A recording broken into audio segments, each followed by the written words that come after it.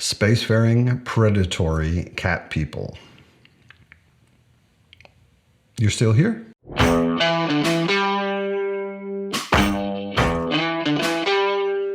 So, welcome to Matt on Books, where I talk about fantasy, mostly science fiction sometimes, like today, and comics occasionally.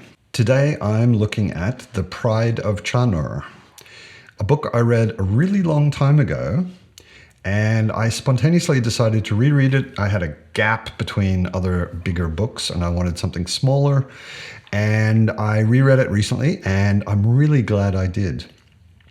But first, what's it got?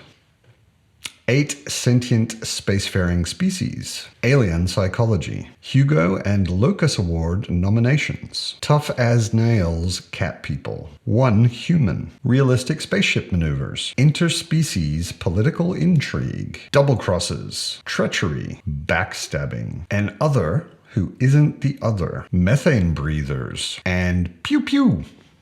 So like I said before, I got caught very unexpectedly reading this. I had a lot of read-alongs this month, and most of them were pretty chunky books like Game of Thrones and The Bone Hunters from Malazan, and I wanted a break. I had a bit of a gap towards the end of the month. I wanted some thinner books that I could get through quickly and easily, and I ended up reading 3 books in the 5-book series. These were published back in the 80s when authors knew how to write short books. And you could also get away with covers like this. I don't even know what the fuck is going on here. And I can imagine seeing a cover like this, you might not jump immediately to read the book. The covers of the whole series, except one book, 4 books, were all done by Michael Whelan, who is one of my favorite cover artists. And back in the 80s, I guess this was kind of not so cringe-worthy. But if I look at them now, I'm like, it's a good thing I already knew that they're good books. They're written by Cherryh, who started writing in the mid-70s. These books were in the 80s. She is still writing. She has a book coming out in 2024, and she has written over 80 novels. So she's a pretty prolific science fiction and fantasy author. Interesting fact, she has an asteroid named after her because the guy who discovered the asteroid was a big fan of hers. And the novels there are 5 in the series. And the best way to get them these days is in these 2 omnibus editions, which are all 5 together, 3 here and 2 here. And this is the first omnibus. And if you look at these 5 novels and compare them to these 2 Malazan novels, you can see that 5 are actually a bit thinner than these 2. So they're good, light, quick reads. The whole series, or at least most of it, takes place in compact space. A compact is an agreement, not really a government, but it's basically a trade agreement between 7 different sentient species. And they all share certain space stations so that they can trade with each other, make deals, make alliances, that kind of thing. The whole series is written in third-person limited POV, and other than some short bits in, I think, the 2nd or 3rd book, it's all essentially attached to one particular character, Pianfar Chanur. Pianfar is the captain of the Pride of Chanur, which is the title of the first book. And the Pride is a ship. It's crewed by people or not people, but these cat people who are related to Pianfar. And they are all Hani. Hani are a lion-like bipedal sentient race, and they're new to space. They're relatively new compared to the other sentient races. And the whole story kicks off when a human stows away on the Pride of Chanur. Up until this point, nobody in the compact has ever had contact with a human. They've never seen them before. They don't know what they are. They can't communicate with them. And that kicks off a whole bunch of political wrangling, alliances that are made and broken, trade, undercutting, backstabbing, all sorts of interesting things going on with these 7 different races.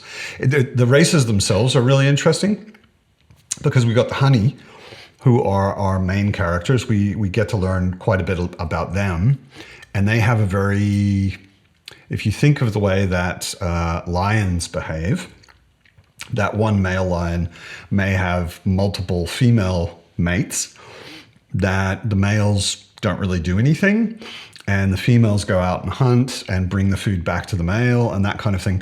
The honey are very much like that. They have males. Males do not go into space because they're kind of useless, and they're assumed to be dangerous and slightly insane almost, because they go into rages when anything is threatening. And back on their home planet, the female honey basically do everything that needs doing and take care of the males and try and keep them happy and quiet so that they're not dangerous. There's also another species called the Mahindosat. And the Mahindosat are sort of like, they're described somewhat like apes with 4 arms, although they're very tall. They're much taller than apes and much taller than honey. And they are the ultimate traders. They are always looking to find an advantage, make a deal, and sometimes the deals change, and sometimes they're not being so open about their motivations. There's also the Stoll, the Stoll. A lot of the spelling in this is kind of funny. I would have maybe chosen slightly easier to say or pronounce names, but I think Cherryh, C.J. Cherryh, the author, was going for a very alien-feeling aliens. The Stoll are, they're also a bipedal race. They're very pale and very, all of their stuff is very pastel. They're interesting because if they get stressed enough, they may go into phasing, where they change into one of their 3 genders. So all of them are capable of being male, female, or neuter. They go into this phase and change gender and personality when they're stressed. The Kif are they're very tall rat-like bipeds. They're essentially the villains of the series.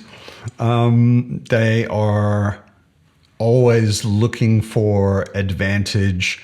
They value revenge. They take anything they can get, and they have a very weird sort of honor system.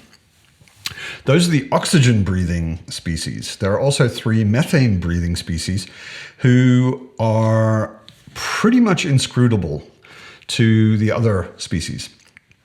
They don't make any sense.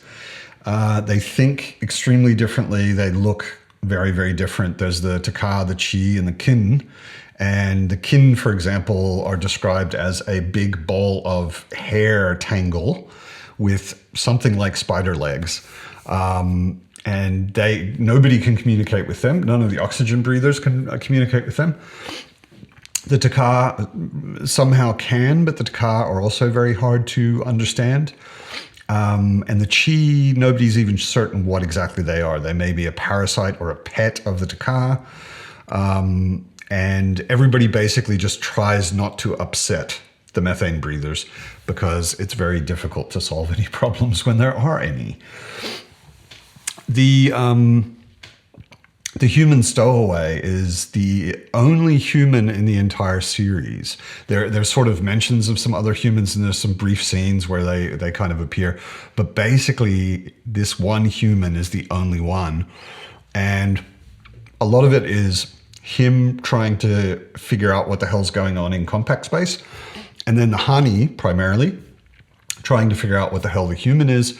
And then a whole bunch of, pretty much all of the species, reacting to the sudden presence of an 8th sentient species and trying to find a way to trade with them and get rich, or trying to find a way to use them in their own kind of intrigues and plans.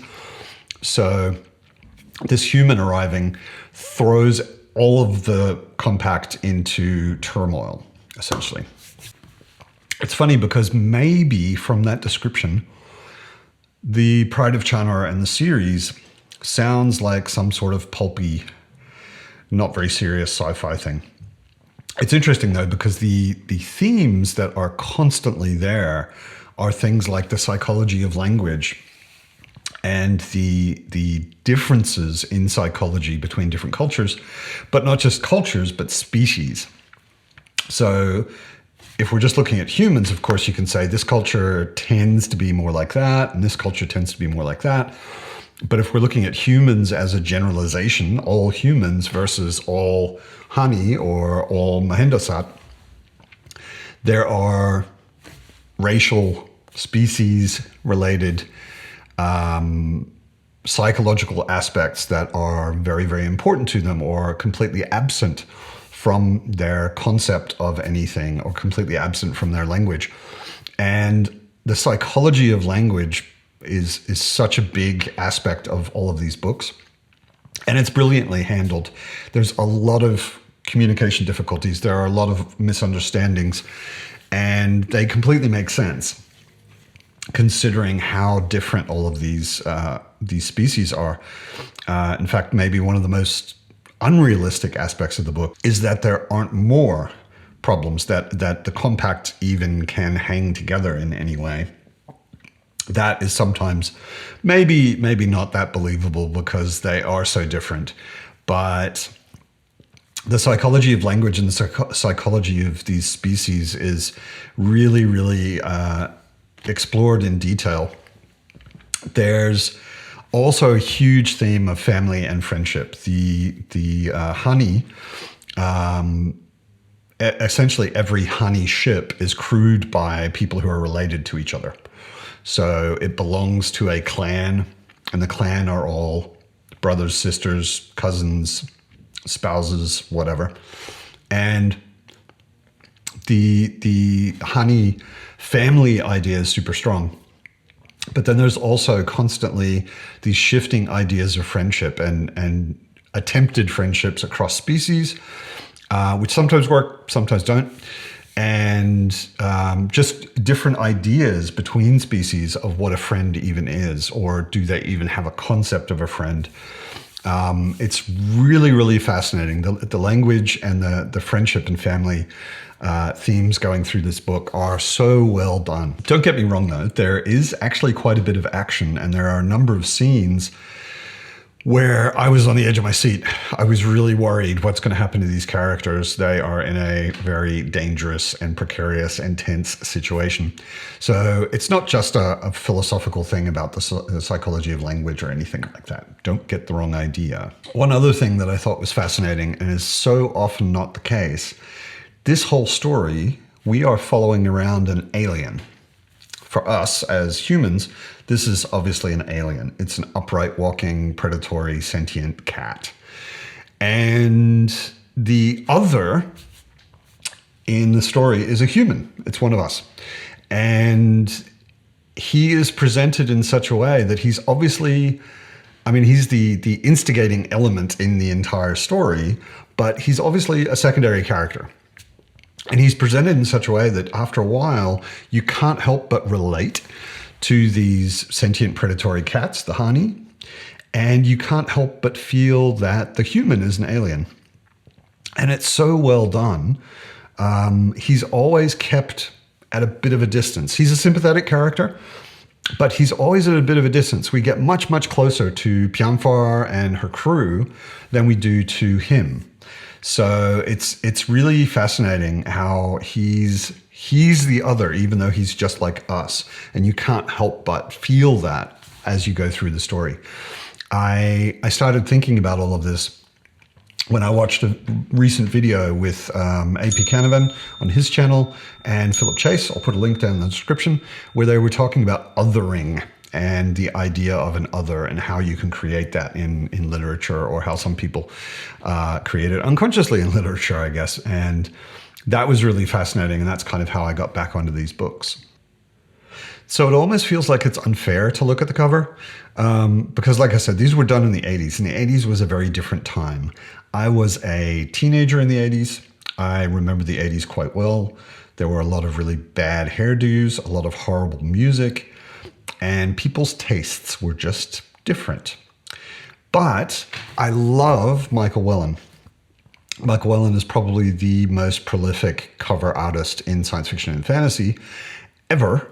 He's done so many paintings for books, and at least the first one, Pride of Chanur, I actually think is kind of genius, having this group with this one little head sticking up in the middle. And then very subtly in the background are the other races. You can see, at least you can see Kif and Stashol in the background. I don't think there are any... Actually, there's just a suggestion of a Mahindasat. But yeah, the cover is actually pretty cool. I think there are a lot of covers for this book. It's been reprinted so many times. There are some horrible covers for these books, really, really horrible. But the cover I've got is actually this omnibus. So it's putting together three different novels, and this was the cover art for the first one, Pride of Chanur. And this one puts together two of them, and this is the cover art for the second one. So it's a product of its time, this cover. The typography, what they've done with the typography, making it look, I don't know, somehow kind of spacey or something, is actually kind of cool. But I read these when I was a teenager with that cover. So I probably have a bit of a nostalgic attachment to it.